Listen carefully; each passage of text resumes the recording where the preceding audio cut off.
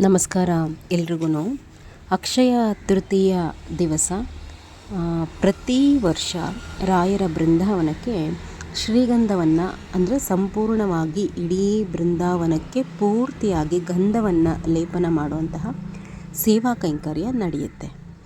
ಏತಕ್ಕಾಗಿ ಅಂತಂದರೆ ರಾಯರಿಗೆ ಅರಿಶಿಣ ಕುಂಕುಮವನ್ನು ಹಚ್ಚಬಾರ್ದು, ಹಚ್ಚೋ ಹಾಗಿಲ್ಲ. ಅವರಿಗೆ ಅರಿಶಿಣ ಕುಂಕುಮ ಮತ್ತು ವಿಭೂತಿ ಈ ಮೂರನ್ನು ಸಹ ಹಚ್ಚಬಾರ್ದು. ಶುದ್ಧವಾದಂತಹ ಗಂಧವನ್ನು ತೆಗೆದು ಆ ಗಂಧವನ್ನು ಮಾತ್ರ ನಾವು ರಾಯರಿಗೆ ಸಮರ್ಪಣೆಯನ್ನು ಮಾಡಲಿಕ್ಕೆ ಬರುತ್ತೆ.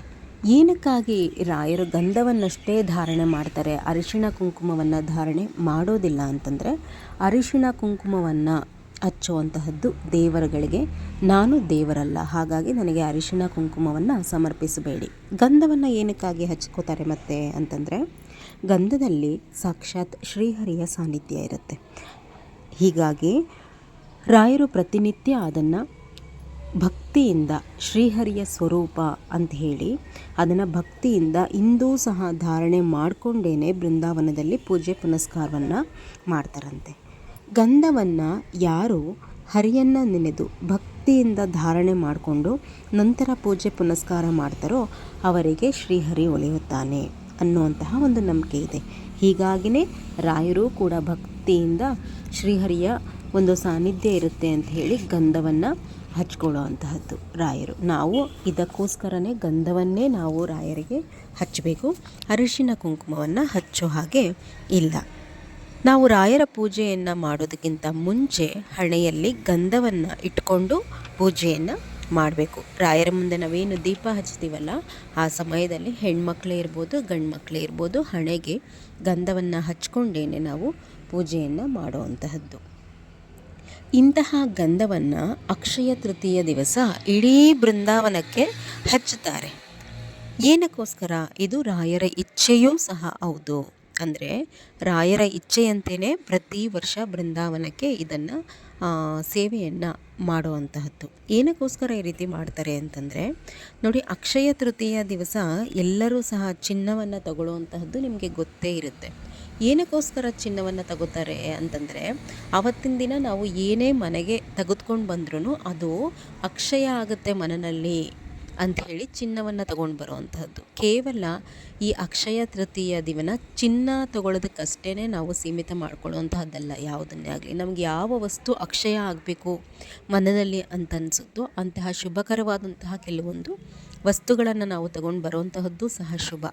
ಇದರ ನೆಕ್ಸ್ಟ್ ವಿಡಿಯೋ ಹಾಕ್ತೀನಿ. ನಾವು ಚಿನ್ನದ ಬದಲಾಗಿ ಏನು ತಗೊಳ್ಬೋದು ಮನೆಗೆ ಆವತ್ತಿನ ದಿನ ಅಂತಂದು.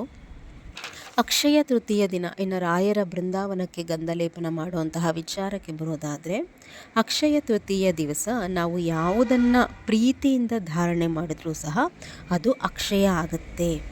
ಹೀಗಾಗಿ ಈ ಅಕ್ಷಯ ತೃತೀಯ ದಿನ ಗಂಧ ಧಾರಣೆಯನ್ನು ಮಾಡಿಕೊಂಡ್ರೆ ಶ್ರೀಹರಿಯ ಮೇಲಿನ ಒಲುಮೆ ಮತ್ತು ಭಕ್ತಿ ಇನ್ನೂ ಹೆಚ್ಚಾಗಿ, ಅವರ ಅನುಗ್ರಹ ಪ್ರೀತಿ ಇನ್ನೂ ಹೆಚ್ಚಾಗಿ ಅವರನ್ನು ಹೊಂದೋದು ರಾಯರ ಉದ್ದೇಶವಂತೆ. ಹೀಗಾಗಿಯೇ ಅವರು ಗಂಧಲೇಪನವನ್ನು ಬೃಂದಾವನಕ್ಕೆ ಮಾಡಿಸ್ಕೋತಾರೆ ಪ್ರತಿ ವರ್ಷ.